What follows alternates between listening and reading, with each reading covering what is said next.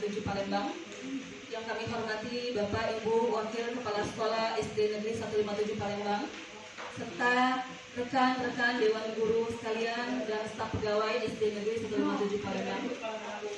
Alhamdulillahirrahmanirrahim. Puji dan syukur kita panjatkan hadirat Allah Subhanahu wa taala atas nikmat dan karunia-Nya sehingga pada hari ini kita dapat berkumpul di ruang guru ini untuk dapat menghadiri presentasi atau sosialisasi yang akan disampaikan oleh CGP Angkatan 7 tahun 2022 di SD Negeri 157 Palembang. Salawat dan salam tak lupa kita panjatkan kepada junjungan kita Nabi besar Muhammad SAW dan keluarga serta para sahabatnya hingga akhir zaman. Bapak Ibu yang kami hormati, terima kasih atas kesempatan dan waktunya untuk dapat menghadiri kegiatan kita pada hari ini dalam rangka sosialisasi budaya positif di sekolah. Budaya positif ini merupakan materi pada program Guru Penggerak Angkatan 7 pada modul 1.4 yang sudah kami lalui hingga tahap ini, khususnya di bulan Desember sekarang ini, dan ini merupakan salah satu dari program aksi nyata yang harus kami imbaskan kepada rekan-rekan Dewan Guru teman sejawat sekalian. Adapun budaya positif adalah latar belakangnya dengan tumbuhnya budaya positif diharapkan akan terciptanya suasana yang nyaman dan aman sehingga pelaksanaan proses pembelajaran di sekolah maupun dalam kelas dapat terlaksana dengan baik dan tercapainya tujuan pembelajaran. Pengertian budaya positif adalah nilai-nilai keyakinan serta kebiasaan-kebiasaan di sekolah yang berpihak pada siswa agar dapat berkembang menjadi pribadi yang kritis, hormat, serta bertanggung jawab. Adapun budaya positif yang dapat kita terapkan di sekolah diantaranya yang pertama, tentang 5 kebutuhan dasar manusia. Yang kedua, keyakinan kelas. Yang ketiga, 5 posisi kontrol guru. Yang keempat adalah segitiga restitusi. Baiklah Bapak Ibu yang kami hormati, selanjutnya berdasarkan pada teori kontrol di mana dinyatakan bahwa ada suatu tujuan di balik sebuah perilaku manusia. Kita juga percaya bahwa murid memiliki tujuan di balik perilaku mereka. Salah satunya adalah untuk memenuhi kebutuhan dasar manusia. Dan ini akan lebih lanjut disampaikan oleh rekan kami CGP Angkatan 7 Kota Palembang juga, Ibu Mira Dewi, kami persilakan.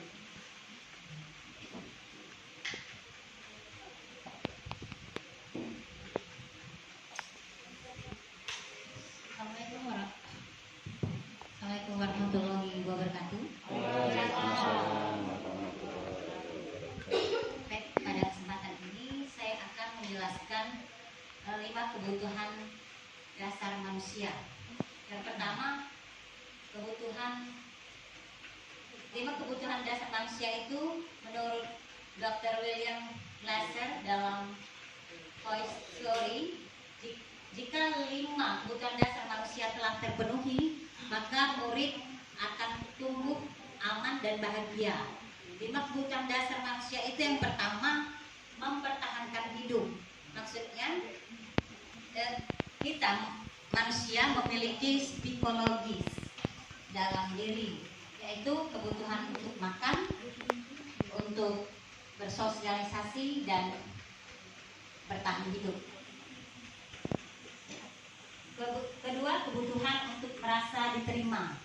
Maksudnya adalah kita adalah manusia sosial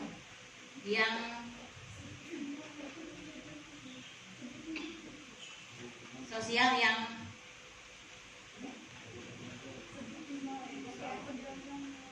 kedua, kebutuhan untuk merasa diterima. Ketiga, kebutuhan akan kebebasan. Keempat, kebutuhan akan kesenangan. Dan kelima, kebutuhan akan penguasaan.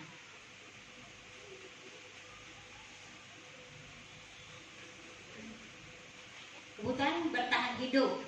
Kebutuhan bertahan hidup ini bersifat psikologis atau bertahan hidup, misalnya untuk kesehatan, rumah, dan makanan.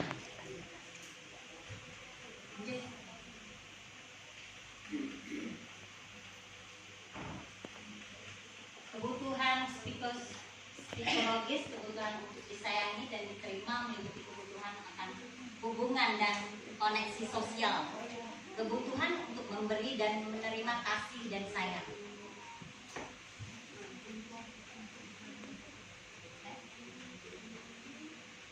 Penguasaan dan kebutuhan pengakuan atas kemampuan. Kebutuhan ini berhubungan dengan kekuatan untuk mencapai sesuatu yang kompeten. Maksudnya adalah menjadikan terampil menguasai atas prestasi dan keterampilan yang meliputi self esteem dan keinginan untuk meningkatkan pengaruh.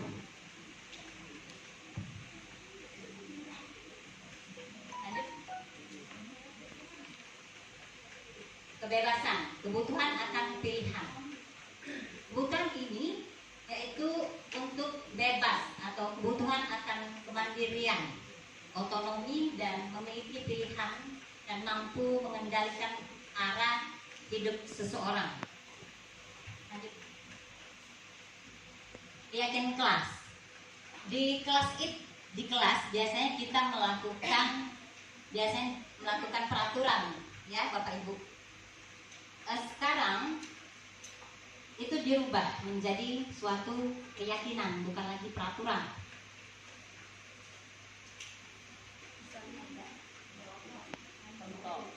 Hah? Ada yang mau bertanya?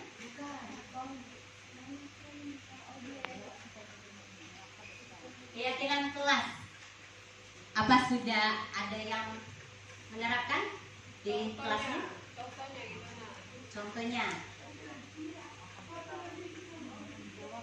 Jawab, mengapa kita memiliki peraturan tentang penggunaan helm pada saat mengendarai kendaraan bermotor?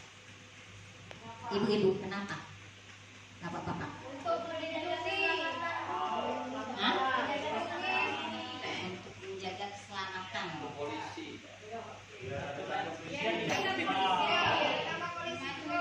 Untuk peraturannya.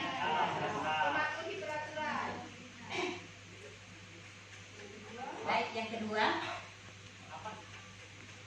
mengapa kita memiliki peraturan tentang penggunaan masker dan mencuci tangan setiap saat? Ya,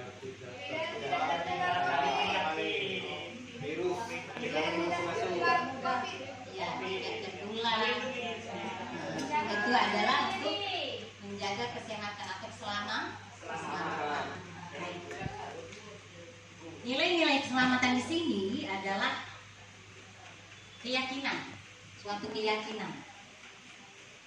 Nilai keyakinan itu merupakan nilai-nilai kebajikan yang harus ditanamkan baik pada diri kita sendiri maupun siswa. Peraturan yang tertulis tanpa makna. Serangkai peraturan yang tertulis tanpa makna.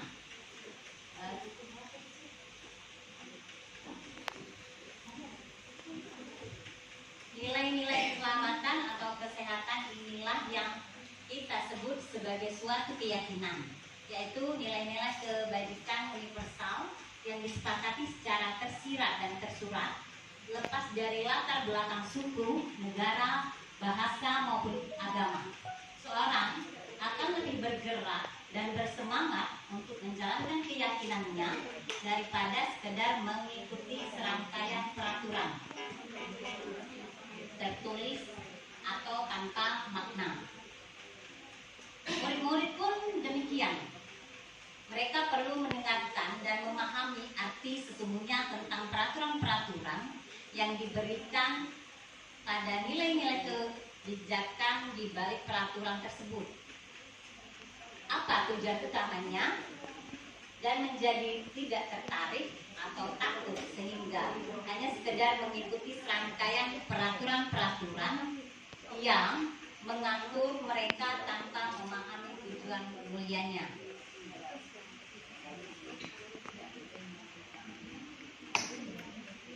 Proses pembentukan keyakinan kelas. Prosedur pembentukan keyakinan kelas atau sekolah. Yang pertama, mempersilakan warga sekolah atau murid-murid di sekolah untuk berpendapat, mengeluarkan pendapatnya atau keyakinan. Dan sebagai guru di kelas, kita memberikan kesempatan kepada siswa kita berpendapat, sehingga membuat suatu keyakinan di kelas tersebut. Kedua, mencatat semua masukan-masukan dari mereka berpendapat, kita catat. Lalu disusun. Keyakinan itu disusun di mana yang lebih difokuskan. Dahulu yang tidak begitu dikatakan. Keempat, ditinjau kembali daftar curahan pendapat yang dicatat. Kelima, tinjau ulang keyakinan sekolah secara bersama-sama. Maksudnya peraturan yang kita buat itu sama atau tidak dengan visi yang telah dibuat oleh sekolah. Keenam, warga kelas dipersilakan meninjau ulang dan menyetujui dengan menandatangani keyakinan sekolah atau kelas tersebut. Ketujuh, keyakinan sekolah kelas selanjutnya bisa diletakkan di dinding kelas. Keyakinan kelas ini biasanya kan tadi saya katakan bahwa adalah peraturan. Sekarang peraturan itu seolah-olah penghukuman kepada siswa atau warga sekolah.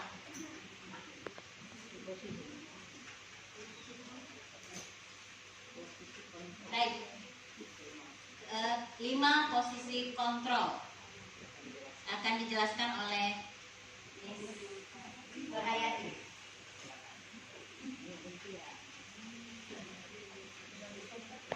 Oke, assalamualaikum warahmatullahi wabarakatuh. Waalaikumsalam Ya, saya di sini akan menjelaskan tentang 5 posisi kontrol pada guru. Saya yakin 5 posisi kontrol ini pasti sudah diterapkan oleh Bapak dan Ibu sekalian. Ya, 5 posisi kontrol ini yang pertama adalah penghukum, yang kedua pembuat rasa bersalah, yang ketiga teman, yang keempat pemantau, dan yang kelima adalah manajer. Nanti saya jelaskan satu-satu dan Bapak dan Ibu silakan flashback peran apa saja yang sudah pernah Ibu dan Bapak lalui dari kelima peran ini. Baiklah, untuk yang pertama adalah penghukum. Seorang penghukum biasa menggunakan hukuman fisik maupun verbal atau omongan ya. Orang-orang yang menjalankan posisi penghukum atau kita sebagai guru yang menjalankan posisi penghukum senantiasa mengatakan bahwa sekolah memerlukan sistem atau alat yang dapat lebih menekankan murid-murid lebih dalam lagi. Guru-guru yang menerapkan posisi penghukum akan berkata, patuhi aturan saya atau awas. Yang kedua, kamu selalu saja salah. Yang ketiga, pasti selalu yang terakhir selesai. Misalnya ada anak kita yang terlambat membuat latihan ya. Kita memang kita tidak secara fisik, tapi kita menghukumnya lewat verbal.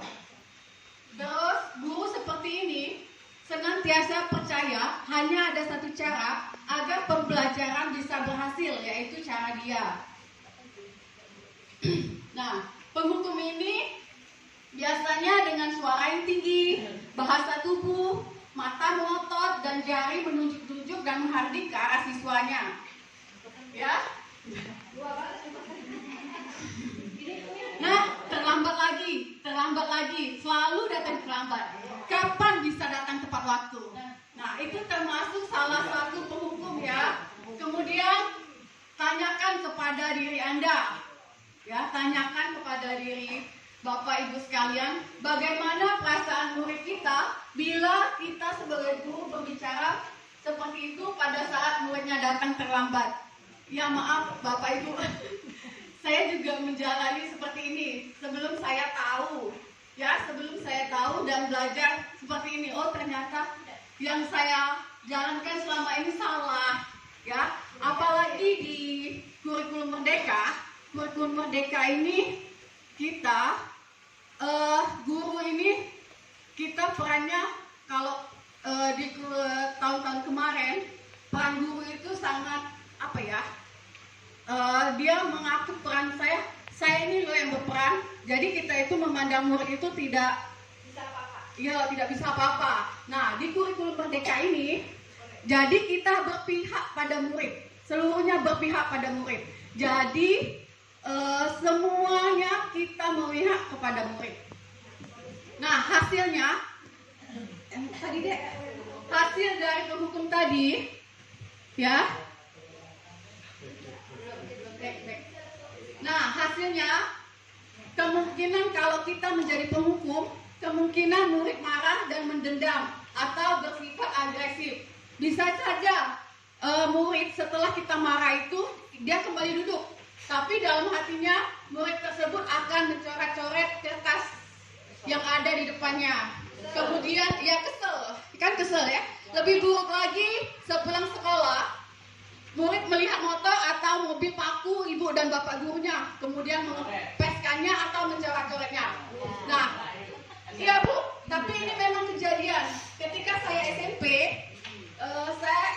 itu dulu tuh di SMP Negeri 40. Di SMP Negeri 40. Bukan saya pengalaman teman. Bukan Bapak Ibu, maksudnya itu pengalaman saya. Nah, ya. Bukan saya yang nakal. Alhamdulillah saya. Iya. Bukan. Maksudnya gini. Ketika saya SMP dulu ada namanya guru saya itu yang saya masih ingat. Ya mohon maaf sebelumnya. Namanya itu Ibu Cikning. Dia itu guru karate Pak. Guru karate. Terus dia ngajak PPKN. Dia ngajak PPKN itu baik cowok ataupun cewek. Kalau tidak bisa Bu ya, kalau yang cowok itu biasanya ada jambang di sini, ditariknya ke atas. Jadi ditariknya ke atas, kan kesakitan. Iya bu. Udah, anak tersebut duduk. Nah, ketika pulang sekolah, dinding kan di jalan SMP 40 itu ada dinding ya. Dinding apa? Tembok, ada tembok. Terus dicoret-coret, ada kata-kata yang tidak mengenakan, kata-kata yang kasar. Ditulisnya, Buci, ini, titit, ya, iya. Ya, mungkin dari anak yang mendendam tadi, mungkin. Iya, pelampiasannya ke sana, ya. Kita kan nggak tahu. Kemudian yang kedua yaitu pembuat rasa bersalah. Nah, pembuat rasa bersalah ini pada posisi ini biasanya guru akan bersuara lebih lembut, ya. Suaranya akan lebih lembut, Bapak Ibu. Pembuat rasa bersalah akan menggunakan keheningan yang membuat orang lain merasa tidak nyaman, bersalah atau rendah diri. Ya, kata-kata yang keluar dengan lembut akan seperti, ya, misalnya anak didik kita melakukan kesalahan atau pelanggaran. Dia akan ngomong, ibu sangat kecewa sekali dengan kamu. Ya, atau kata-katanya, berapa kali Bapak harus memberitahu kamu ya. Memang lembut Bu nada bicaranya. Kemudian, gimana coba kalau orang tua kamu tahu kamu berbuat begini. Nah, di posisi ini, murid akan memiliki penilaian diri yang buruk tentang diri mereka sendiri. Ya, murid merasa tidak berharga dan telah mengecewakan orang-orang yang mereka sayangi. Next, Dek. Nah, pembuat rasa bersalah ini contohnya nada suaranya memelas, halus, sedih, ya, kayak ini. Bahasa tubuhnya merapat pada anak dan agak lesu. Seperti ini ya, seperti ini. Adi, kamu ini bagaimana ya? Kamu sudah berjanji dengan ibu tidak akan terlambat lagi. Kamu kenapa ya senang sekali mengecewakan ibu? Ibu benar-benar kecewa sekali. Nah, bagaimana perasaan murid bila ditegur seperti cara ini? Nah, hasilnya murid akan merasa bersalah. Kemudian bersalah telah mengecewakan bapak dan ibu gurunya. Murid akan merasa menjadi orang yang gagal dan tidak sanggup membahagiakan orang lain. Nah, kadang-kadang sikap seperti ini lebih berbahaya Bapak Ibu daripada penghukum tadi. Memang lembut, tapi kalau penghukum tadi kan secara verbal, secara fisik. Nah, tapi ini secara psikologis. Ya, perasaannya dari hati yang paling dalam. Nah, tidak seperti murid dalam dengan guru hukum, di mana murid bisa melupakan amarahnya walaupun dengan cara negatif, ya. Murid tertekan seperti inilah yang tiba-tiba bisa meletus amarahnya, ya, dan bisa menyakiti diri sendiri atau orang lain. Oke, next, ada lagi posisi kontrol kita guru sebagai teman. Guru pada posisi ini tidak akan menyakiti murid, namun akan tetap berupaya mengontrol murid melalui persuasif ya atau bujukan. Posisi teman pada guru biasanya bisa negatif atau positif. Positif di sini berupa hubungan baik yang terjalin antara guru dan murid. Guru di posisi teman menggunakan hubungan baik dan humor untuk mempengaruhi seseorang sambil main-main ya Bapak Ibu. Mereka akan berkata, ayo bantulah demi Bapak ya. Kemudian, ayo ingat tidak bantuan Bapak selama ini. Kemudian, ya sudah kali ini tidak apa-apa atau tidak apa-apa, nanti Ibu bantu bereskan. Nah, hal negatif dan posisi teman ini adalah bila suatu saat guru tersebut tidak membantu, maka murid akan kecewa dan berkata, saya pikir ibu atau bapak teman saya. Murid merasa dikecewakan dan tidak mau lagi berusaha. Hal lain yang mungkin timbul adalah murid hanya akan bertindak untuk guru tertentu. Misalnya gini, dia sama wali kelasnya ya Bapak Ibu, dia sama wali kelasnya, dia hormat, dia menuruti apa kata wali kelasnya. Tapi ketika guru lain masuk atau guru mapel lain masuk, dia tidak menghormati. Jadi di posisi ini murid akan tergantung hanya kepada wali kelasnya. Misalnya contoh kasusnya ya Ibu Bapak, misalnya di pelajaran misalnya guru kelas 5D, kelas saya tidak masuk. Nah, ketika ada guru pengganti saya, yang lain anak murid saya tidak menghormati guru pengganti saya. Jadi ketika guru pengganti saya masuk, dia dianggapnya cuek, dianggapnya bukan guru dia, bukan guru aku dulu, santai, maksudnya lebih santai ya belajarnya, ya Bapak Ibu. Kemudian contohnya kalau teman itu nada suaranya ramah, akrab dan bercanda, bahasa tubuhnya merapat pada murid, mata tersenyum jenaka. Kayak ini Bapak Ibu, maaf dicontohkan lagi Bapak Dendi ya. Oke, Adi ayolah, bagaimana sih kamu? Kemarin kan sudah janji sama Bapak bukan? Sama Ibu bukan? Kenapa terlambat lagi? Ya sudah tidak apa-apa, duduk sana. Nanti Pak Guru bantu kamu ya, sambil senyum-senyum. Nah, bagaimana perasaan murid dengan sikap guru seperti itu? Bagaimana? Ulang lagi tambah. Nah, iya kan? Pasti dia ulang lagi. Dianggapnya kan teman. Kita bestie loh, Pak. Kita bestie loh, Bu. Tidak marah Bapak itu. Iya, Pak. Kan Bapak itu juga udah marah. Dia datang lagi pasti kan? Besok dia datang terlambat lagi kan pasti? Oke, hasilnya murid akan merasa senang dan akrab dengan guru. Ini termasuk dampak yang positif ya Bapak Ibu. Hanya saja di sisi negatif, murid akan menjadi tergantung pada guru tersebut. Bila ada masalah, Dia merasa bisa mengandalkan guru tersebut untuk membantunya. Akibat lain dari posisi teman, dia akan berbuat sesuatu bila guru tersebut yang menyuruhnya. Kalau guru lain yang nyuruhnya, dia tidak galak. Dia tidak mau. Oke, next. Posisi kontrol yang keempat adalah pemantau. Memantau berarti mengawasi. Pada saat kita mengawasi, kita bertanggung jawab atas perilaku orang-orang yang kita awasi. Ya, posisi pemantau berdasarkan pada peraturan dan konsekuensi. Dengan menggunakan sanksi atau konsekuensi, kita dapat memisahkan hubungan pribadi kita dengan murid.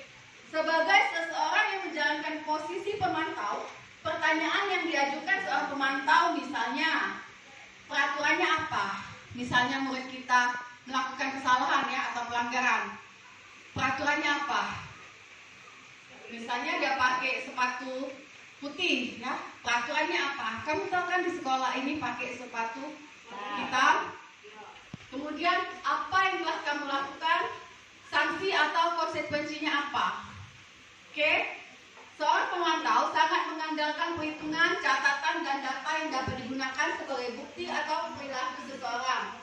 Posisi ini akan menggunakan stiker, catatan, daftar cek. Ya dulu sudah berapa kali dia melakukan, anak tersebut melakukan pelanggaran. Ya, jadi ini termasuk pemantau.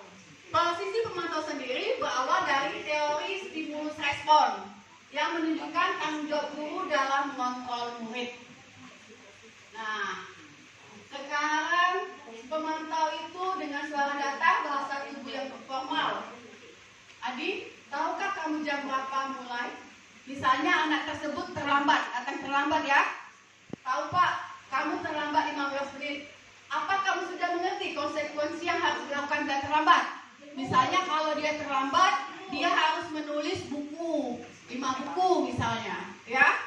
Kemudian paham Pak, saya harus tinggal kelas pada jam istirahat nanti dan mengerjakan tugas ketinggalan saya. Ya benar, nanti pada saat istirahat kamu harus tinggal kelas dan menyelesaikan tugas yang tertinggal tadi. Saya tunggu. Bagaimana perasaan murid diperlakukan seperti itu? Ya, hasilnya murid memahami konsekuensi yang harus dijalankan karena telah melanggar salah satu peraturan sekolah. Guru tidak menunjukkan suatu emosi yang berlebihan, menjadi marah atau membuat merasa bersalah. Murid tetap tidak dibuat nyaman, yaitu dengan harus tinggal kelas pada waktu jam istirahat dan mengerjakan tugas. Guru tetap harus memantau murid pada saat mengerjakan tugas di jam istirahat karena murid tidak bisa tinggal seorang diri. Ya kan? Jadi sama-sama kalau posisi pemantau, murid tadi mengerjakan tugas, kita juga harus memantaunya, melihat dia. Ya enggak? Enggak mungkin kita istirahat, murid tadi mengerjakan tugas. Iya. Nah, posisi terakhirnya adalah manajer. Ya, posisi di mana guru berbuat sesuatu bersama murid, mempersilahkan murid mempertanggungjawabkan perilakunya ya, Bapak Ibu, mendukung murid agar dapat menemukan solusi atas permasalahannya sendiri. Seorang manajer telah memiliki keterampilan di posisi teman dan posisi pemantau. Oke, dan dengan demikian bisa jadi waktu-waktu tertentu kembali menjadi teman dan bisa menjadi pemantau. Namun bila kita menginginkan murid-murid kita menjadi manusia yang merdeka, manusia yang mandiri dan dapat orang yang bertanggung jawab, maka kita perlu mengacu kepada restitusi yang dapat menjadikan murid kita seorang manajer bagi dirinya sendiri. Ya, di kebutuhan orang lain, di manajer, murid diajak untuk menganalisis kebutuhan dirinya maupun kebutuhan orang lain. Di sini penekanan bukan pada kemampuan konsekuensi, Bapak Ibu, tapi dapat berkolaborasi dengan murid. Bagaimana memperbaiki kesalahan yang ada? Seorang manajer yang akan berkata apa yang kita yakini, Nah, kembali lagi ke keyakinan kelas yang dijelaskan oleh Ibu Mira tadi, ya. Kemudian, apakah kamu meyakininya? Jika kamu meyakininya, apakah kamu sedia memperbaikinya? Jika kamu memperbaiki hal ini menunjukkan apa tentang dirimu? Apa rencana kamu untuk memperbaiki hal ini? Oke. Tugas seorang manajer bukan untuk mengatur perilaku seseorang, tapi kita membimbing murid untuk dapat mengatur dirinya sendiri. Seorang manajer bukan memisahkan murid dan kelompoknya, tapi mengembalikan murid tersebut ke kelompoknya dengan lebih baik dan lebih kuat. Bisa jadi dalam praktik penerapan disiplin sehari-hari, kita akan kembali ke posisi teman atau pemantau. Karena murid yang ditangani belum siap untuk diajak berdiskusi atau restitusi.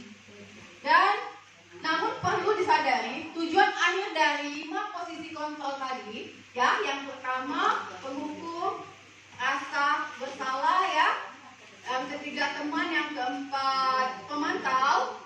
Nah, jadi yang diperlukan guru itu adalah posisi manajer, Bapak Ibu.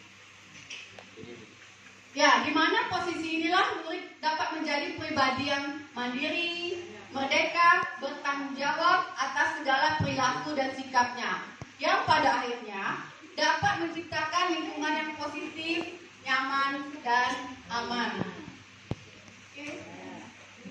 Nah, di sini manajer, ya Bapak Ibu. Adik, apakah kamu mengetahui jam berapa dimulai? Misalnya dia terlambat datang ke sekolah. Tahu Pak, jam 7. Ya, jadi kamu terlambat. Kira-kira bagaimana kamu akan memperbaiki masalah ini? Saya bisa menanyakan teman saya, Pak, untuk mengejar tugas yang tertinggal. Baik, itu bisa kamu lakukan. Apakah besok ada masalah untuk kamu agar bisa hadir tepat waktu? Tidak, Pak, saya bisa hadir tepat waktu. Baik, saya hargai usahamu untuk memperbaiki diri. Nah, bagaimana perasaan murid kalau kita nanya seperti itu, Bapak Ibu? Ya, hasilnya pada posisi manajer, maka suara guru sebaiknya tulus, tidak perlu marah, tidak perlu meninggikan suara, apalagi menunjukkan jarinya ke murid, berkaca pinggang atau bersikap seolah-olah menyesal, tampak sedih sekali akan perbuatan murid ataupun bersenda gurau, menempatkan diri sebagai teman murid, ya. Fokus ada pada murid, bukan untuk membahagiakan guru atau orang tua.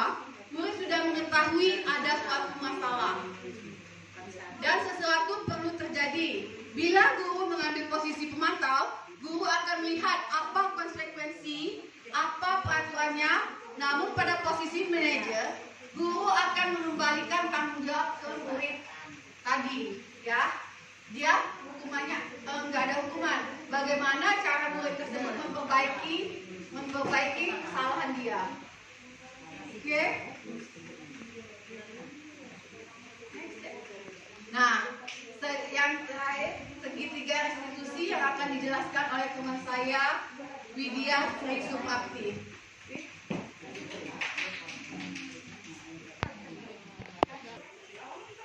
Baik, Bapak Ibu, sebelumnya terima kasih atas kesempatannya sudah setia sampai saat ini memperhatikan kami dalam menyampaikan sosialisasi tentang budaya positif di sekolah. Tadi sudah kita simak bersama-sama materi-materi yang sudah disampaikan oleh Ibu Nur Hayati dan Ibu Mira Dewi. Selanjutnya pada bagian ini saya akan menyampaikan tentang segitiga restitusi. Dalam penerapan disiplin, budaya disiplin di sekolah, biasanya kita mengenal dengan istilah ada yang namanya bentuk hukuman, kemudian ada bentuk konsekuensi, dan yang ketiga adalah bentuk restitusi. Dan pada bagian ini kita akan berfokus pada segitiga restitusi. Apa itu segitiga restitusi? Restitusi adalah, baik Bapak Ibu, dalam penerapan budaya positif di sekolah, ada yang kita kenal dengan disiplin positif juga. Dalam hal-hal yang pernah kita alami di sekolah, terkadang kita terhadap perilaku murid, kita memberikan sebuah tindakan terhadap murid. Yang pertama, itu bisa dalam bentuk hukuman. Hukuman biasanya itu terjadi secara tiba-tiba, tidak direncanakan. Ketika murid berbuat salah, tiba-tiba kita begitu saja memberikan hukuman tanpa harus mengetahui latar belakang atau apa yang menyebabkan murid tersebut melakukan kesalahan. Yang kedua, ada yang namanya konsekuensi. Konsekuensi itu adalah sesuatu atau tindakan yang sudah dilakukan atau terjadi dengan kesepakatan bersama, yang sudah diciptakan atau sudah dibuat dengan kesepakatan bersama antara murid dan siswa di kelas. Kemudian restitusi adalah sebuah tindakan atau upaya yang dapat membuat perubahan sikap terhadap murid sehingga murid dapat memperbaiki kesalahannya dan murid tersebut dapat kembali ke kelompoknya dengan tanpa ada rasa seperti intimidasi atau tanpa ada rasa tekanan untuk bisa kembali ke kelompok tempat dia berasal semula. Baik Bapak Ibu, pada fokus bagian ini ada pembahasan tentang segitiga restitusi. Yang kita ketahui tadi adalah restitusi merupakan sebuah proses menciptakan kondisi bagi murid untuk memperbaiki kesalahan mereka sehingga mereka bisa kembali ke kelompok mereka. Pada segitiga restitusi, yang pertama, pada tahap pertama itu ada tahap menstabilkan identitas. Ketika ada sebuah kasus atau ketika ada murid melakukan kesalahan, misalnya ada murid yang datang terlambat, kita dapat melakukan terlebih dahulu dengan menstabilitaskan identitas. Stabilitas identitas dapat kita ucapkan dengan cara ya nak, setiap orang pasti pernah melakukan kesalahannya. Atau kamu bukan satu-satunya orang yang pernah melakukan kesalahan ini. Jadi dari menstabilitaskan identitas, kita dapat memberikan, kita dapat mengkondisikan emosi murid untuk tetap berada pada kondisi yang tenang, Bapak Ibu ya. Kemudian langkah yang kedua atau tahap yang kedua dari segitiga restitusi itu adalah memvalidasi tindakan yang salah. Jadi kita tidak bisa atau kita tidak boleh langsung, apa nak kesalahanku hari ini? Kesalahanmu hari ini kamu udah berbuat seperti ini ya. Jadi sepertinya itu kurang mengenakan bagi murid. Jadi kita bisa menanyakan kepada murid atau kita bisa mengatakan kepada murid, kamu tentu punya alasan untuk melakukan hal ini nak ya. Atau adakah cara yang lebih efektif nak yang bisa kamu lakukan untuk memenuhi apa yang kamu butuhkan. Jadi setelah ada menstabilitaskan identitas, ada yang kedua validitas tindakan yang salah, kemudian yang ketiga menanyakan keyakinan. Jadi menanyakan keyakinan yang tadi adalah termasuk beberapa peraturan yang sudah kita sepakati di kelas atau beberapa peraturan yang memang sudah dibuat oleh guru dan disepakati oleh warga atau murid-murid yang ada di kelas. Jadi menanyakan kembali keyakinan dengan ungkapan seperti ini. Keyakinan kelas apa yang telah kita sepakati, nah?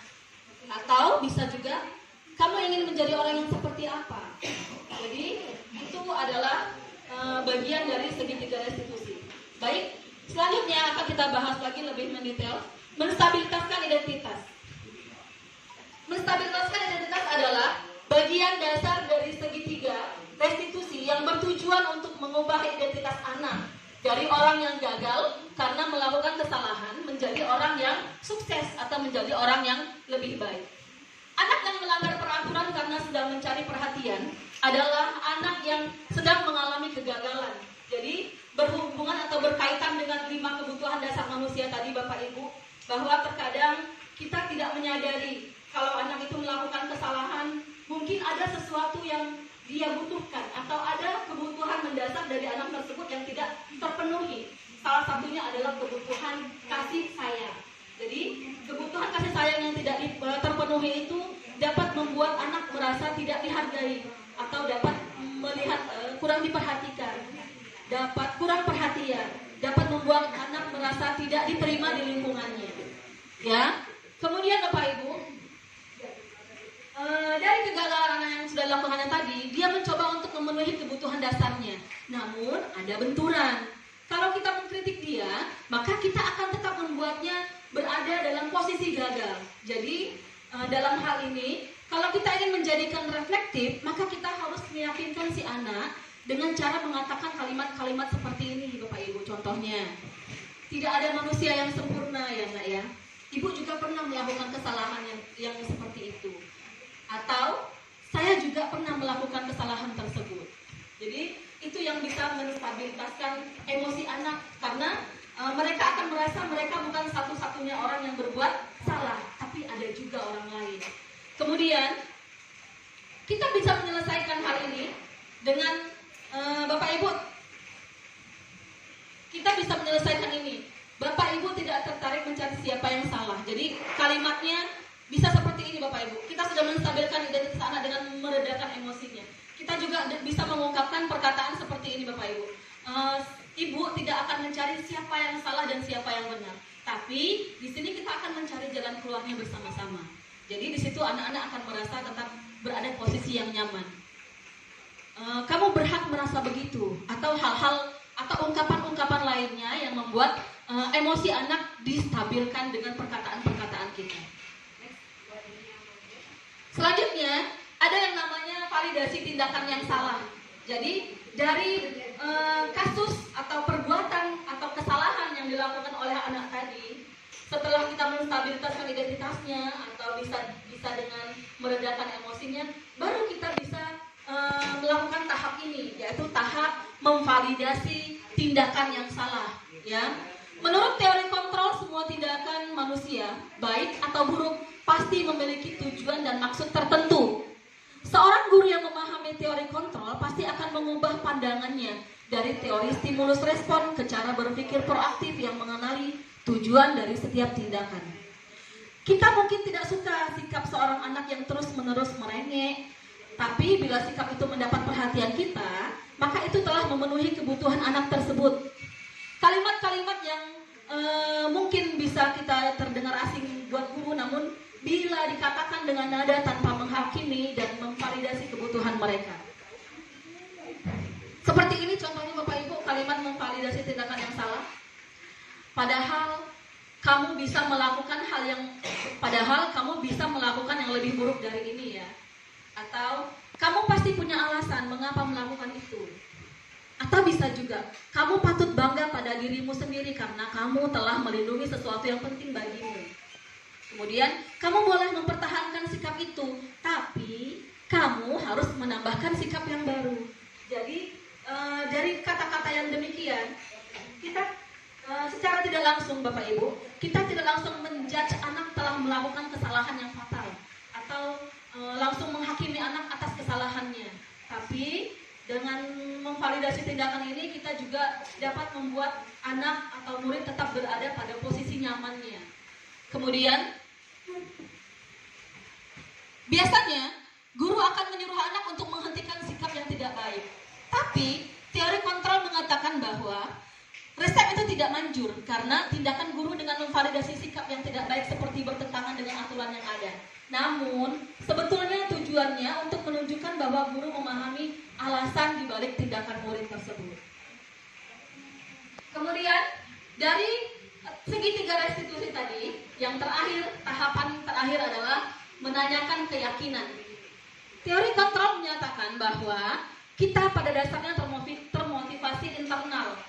Ketika identitas sukses telah tercapai, langkah pertama tadi sudah tercapai, kemudian langkah kedua juga, dan tingkah laku yang salah telah divalidasi sebagai langkah kedua atau tahap kedua tadi, maka anak akan siap untuk dihubungkan dengan nilai-nilai yang dia percaya dan berpindah menjadi orang yang dia inginkan.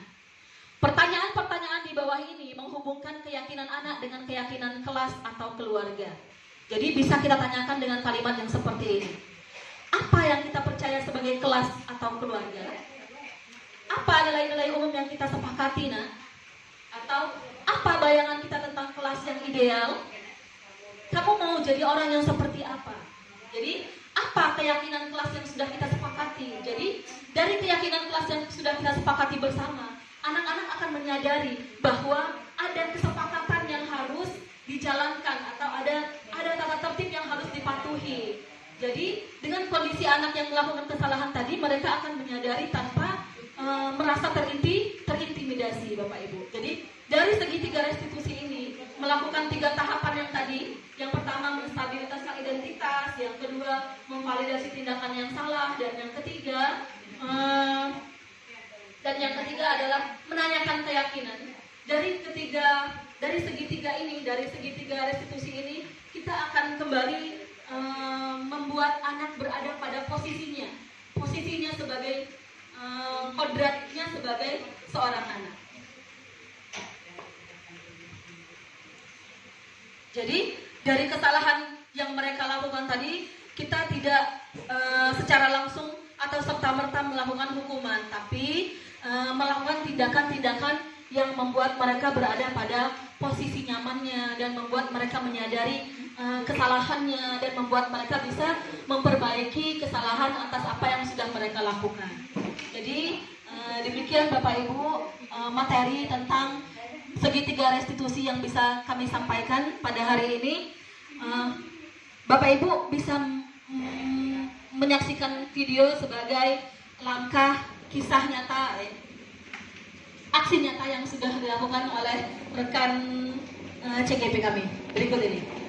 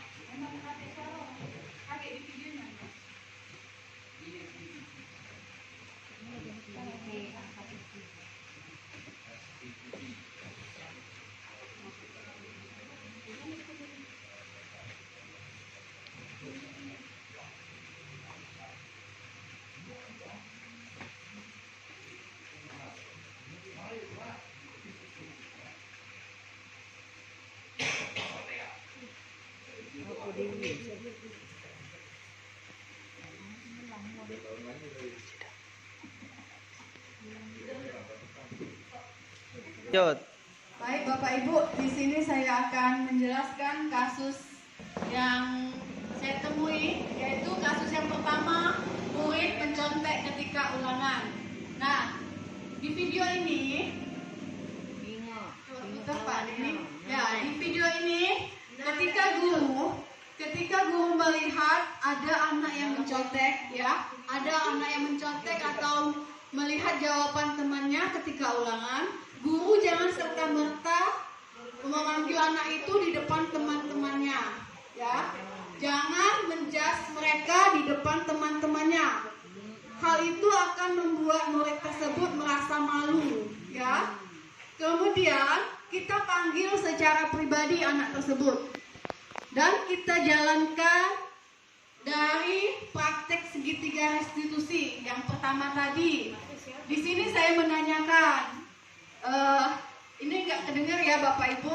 Di sini saya menanyakan, Azra tadi sudah istirahat belum? Udah Miss katanya. Terus Miss nanya, tahu nggak kenapa Azra Miss panggil ke sini? Nggak tahu Miss. Tadi ketika ulangan Miss tadi ngelihat Azra mengepek atau mencontek jawaban dari Talita.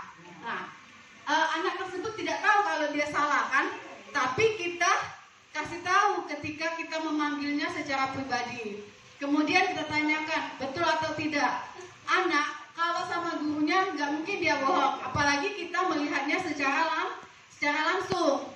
Pasti dia menjawab, iya Miss, saya mencontek tadi. Oh iya.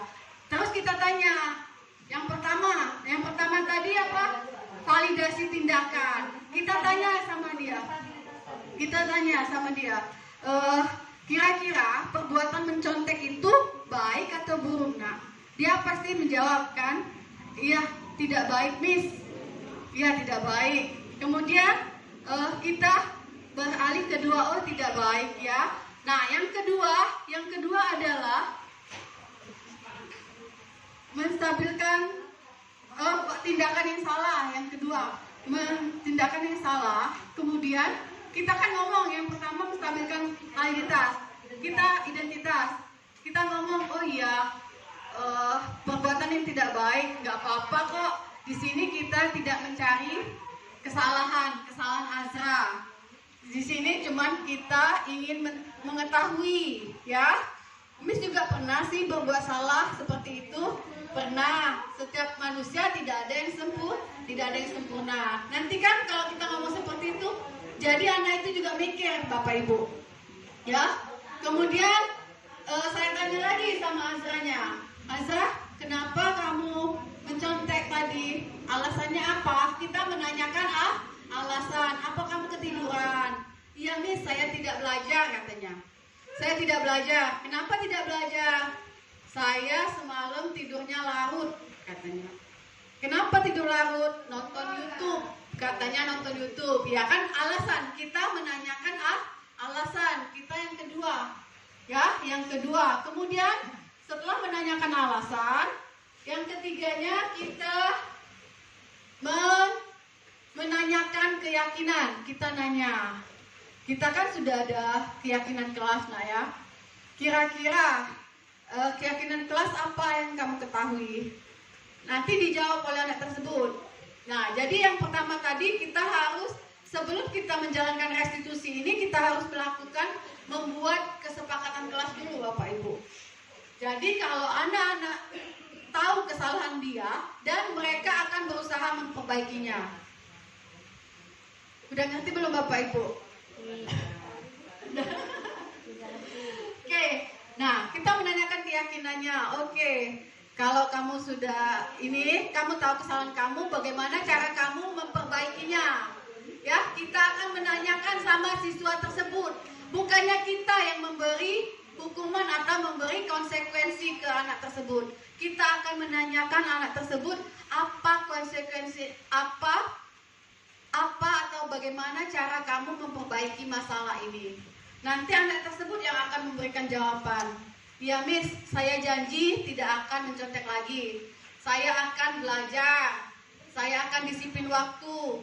Saya akan menjawab soal dengan semampu saya.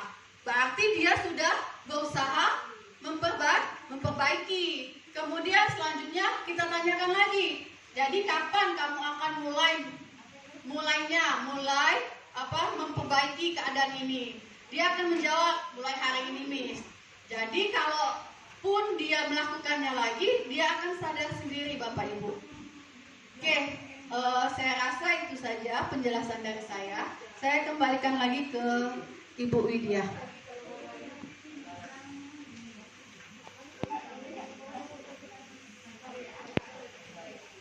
Baik Bapak Ibu, terima kasih atas perhatiannya. Sampai detik ini masih setia memperhatikan kami. Selanjutnya Bapak Ibu, dari materi-materi yang sudah kami sharing bersama-sama dengan Bapak Ibu sekalian, apakah ada hal-hal yang ingin ditanyakan atau hal-hal yang sepertinya masih agak janggal dan belum dipahami, bisa Bapak Ibu tanyakan kepada kami. Insya Allah kami akan menjelaskannya kembali. Baik Bapak Ibu, apakah ada yang ingin ditanyakan?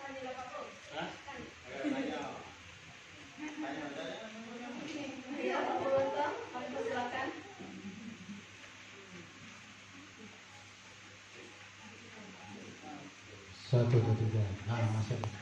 Baik, assalamualaikum warahmatullahi wabarakatuh. Waalaikumsalam. Terima kasih Ibu Widya dan rombongan CB. CGP. Kelompok 7 ya.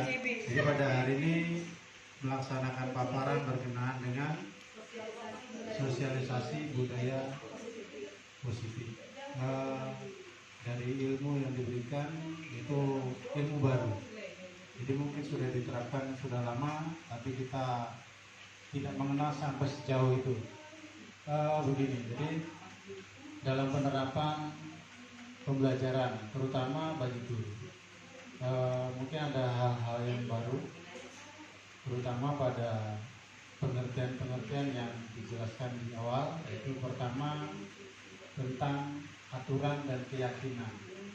Dari awal kita sudah mengenalkan aturan di SD kita, ya tata tertib yang diterapkan di sekolah kita. Terus sekarang timbul bahasa baru yaitu keyakinan. Apa bedanya kalau awal kita akan mengenalkan namanya keyakinan itu diri kita meyakini. Nah, iya. Tapi kalau aturan itu orang banyak, batasan, oh kamu batasan seperti ini, nggak boleh lebih. Kalau kita lebih pasti ada konsekuensinya, aturan yang kita langgar. Terus kalau kita mempunyai keyakinan diri kita sendiri. Nah, itu apa membedakan antara keyakinan di kelas dengan aturan yang ada di kelas itu sendiri. Itu saja. Terima kasih. Assalamualaikum warahmatullahi wabarakatuh. Waalaikumsalam. Baik, terima kasih Pak Purwanto atas sharing dan pertanyaannya yang sudah diajukan kepada kami. Jadi mengapa harus keyakinan, bukan peraturan? Seperti itu Pak ya. Jadi keyakinan merupakan kata-kata baru memang, sesuatu yang baru. Kenapa bukan peraturan? Kenapa harus keyakinan? Ada yang bisa menjelaskan Bapak Ibu? Ibu Mira? Baik.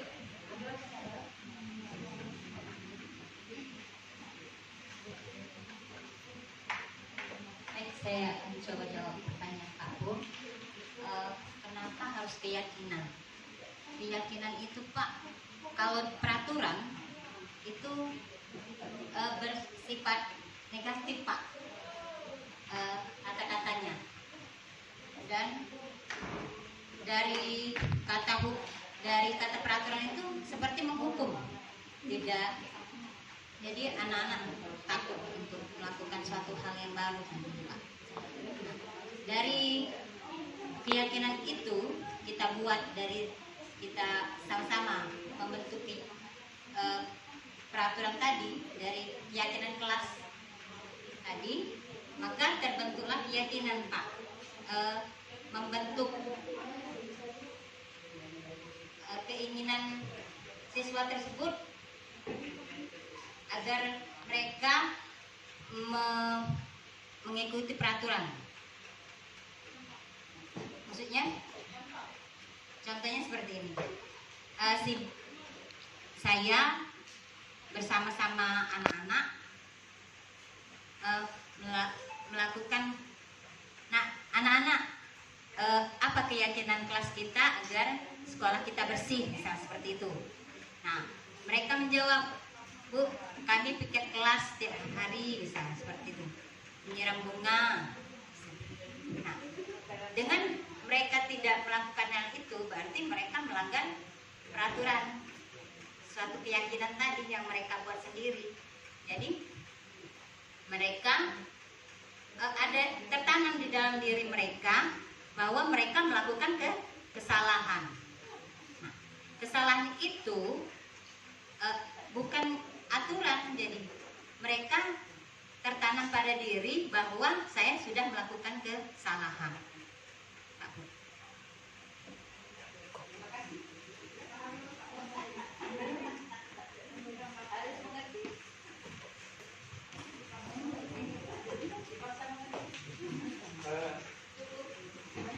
Jadi gini, iya, saya ini dulu. Jadi dari jawaban Ibu Mira, jadi kita paling tidak harus sudah menguasai pemahaman tentang apa namanya itu keyakinan dan apa itu namanya peraturan. Karena gini, kalau kita akan merubah sesegera mungkin penerapan membentuk suatu keyakinan anggapan.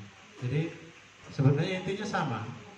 Apa itu aturan mungkin hanya karena di keyakinan itu yang jelas kita akan membuat batasan. Di aturan sama, kita akan membuat batasan juga batasan. Makanya yang menjadi signifikan atau apa ya istilahnya tolak ukur untuk menentukan itu, karena menentukan antara keyakinan dan peraturan tadi.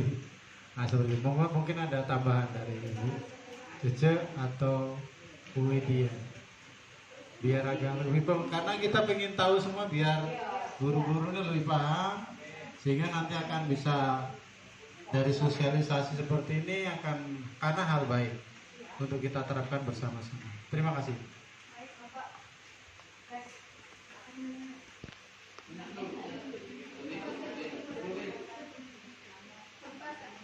Tes. Baik Bapak, saya akan menambahi sedikit dari penjelasan Bu Mira tadi. Kalau keyakinan itu bentuknya dari dalam Pak, dari dalam, dari internal. Jadi keyakinan itu memotivasi diri seseorang, bermotivasi untuk, kalau kita punya keyakinan ya, keyakinan itu dari dalam. Kalau kita punya keyakinan dari dalam, itu akan memotivasi kita dan itu akan membuat kita lebih bersemangat. Misalnya nih, aku pengen datang disiplin waktu sih untuk diri aku sendiri. Misalnya kita datang pagi, Bapak Ibu ya, kita nggak usah ngomongin murid, kita ngomongin diri kita sendiri. Motivasi kita apa untuk datang pagi? Karena motivasi kita, kalau motivasi kita karena takut, karena pinjam, ya, takut karena apa? Takut karena dimarahi oleh kepala sekolah, ya, itu termasuk di aturan. Jadi kalau kita mengikuti peraturan, itu kan dari luar. Nah, peraturan itu kan sewaktu-waktu bisa kita langgar. Tapi kalau keyakinan dari dalam diri kita, itu akan membuat kita bersemangat. Dengan datang pagi, dengan datang tepat waktu, itu akan memotivasi diri kita untuk bersemangat, untuk menghargai diri kita sendiri, Bapak Ibu. Terutama untuk disiplin diri kita sendiri, bukan orang lain, ya, bukan ingin mendapat pujian dari orang lain, bukan ingin mendapat takut hukuman dari kepala sekolah, bukan. Tapi itu dari keyakinan diri kita sendiri. Iya, ya, memotivasi kita sendiri kalau keyakinan. Kalau peraturan itu bisa membuat kita melanggarnya, karena itu cuma peraturan. Iya, nah, betul sekali apa yang dikatakan Ibu Mas. Jadi Ibu Mas mengerti ya, memahami tujuan-tujuan itu kan? Ya, saya rasa Ibu Widya akan menambahkannya. Baik, ada sedikit tambahan untuk Bapak Ibu semuanya. Sama seperti yang ditanyakan Bu Mira tadi, mengapa kita harus menggunakan helm? Biar apa? Biar selamat dari polisi, selamat di jalan raya, selamat dari kecelakaan. Ya, walaupun ini kepalanya masih terlindungi. Jadi mengapa kita harus menggunakan masker? Itu tadi biar selamat. Selamat dari apa? Selamat dari penyakit berbahaya, dari penularan penyakit, penularan virus. Nah, itulah yang disebut dengan keyakinan. Dari hal-hal itu menumbuhkan keyakinan kita, Bapak Ibu. Oh, kalau aku pakai masker, aku yakin insya Allah aku sehat. Ya, jadi ada muncul dalam diri kita, ada keyakinan. Begitu juga dengan keyakinan kelas yang kita buat dan kita sepakati bersama-sama dengan anak atau murid-murid di kelas. Misalnya, kalau peraturan, biasanya kalimatnya kebanyakan seperti ini ya Bapak Ibu. Tidak boleh membawa senjata tajam. Tidak boleh makan di kelas. Tidak boleh berisik. Kebanyakan kata-katanya negatif. Iya, negatif. Tidak boleh. Jadi kalau keyakinan, kita diarahkan kepada hal-hal yang positif sehingga menumbuhkan motivasi dari dalam diri anak. Misalnya bertanggung jawab melaksanakan tugas piket. Kalau sudah bertanggung jawab, kita tidak harus kalau melaksanakan, pastikan itu sudah ke arah harus dijalankan. Kalau kita membuat keyakinan dengan kalimat bertanggung jawab melaksanakan tugas piket, dari sana akan muncul motivasi bagi anak untuk bisa menjadi manusia yang bertanggung jawab. Kalau tidak melaksanakan tugas piket berarti dia tidak bertanggung jawab. Berbeda dengan hal melaksanakan tugas piket. Kalau melaksanakan tugas piket itu berarti hanya sekedar dilakukan saja. Hanya harus diperintah dulu kadang-kadang. Hanya harus dijalankan, tapi tanpa keyakinan, rasa tanggung jawab. Begitu juga dengan hal-hal yang lain yang kita bisa terapkan di sekolah. Jadi mulai dari sekarang mudah-mudahan sekolah kita bisa menerapkan budaya-budaya positif yang memang bisa menumbuhkan motivasi murid-murid untuk bisa melakukan hal-hal kebajikan atau nilai-nilai kebajikan. Nilai-nilai kebajikan yang dapat kita yakini dapat membuat kondisi kelas dan lingkungan sekolah menjadi lebih nyaman dan tertata, lebih nyaman dan positif, suasananya, auranya selalu positif. Ya, begitu saja Bapak Ibu. Apakah ada tambahan lagi untuk bisa kita sharing bersama-sama? Baik Bapak Ibu, terima kasih banyak atas perhatiannya, terima kasih banyak atas apresiasinya kepada kami untuk kami bisa menyampaikan atau sharing bersama-sama tentang pengetahuan atau ilmu-ilmu baru yang kami dapatkan dari program Guru Penggerak ini, sehingga bisa kami sharing bersama-sama juga kepada Bapak Ibu, rekan-rekan guru sejawat sekalian.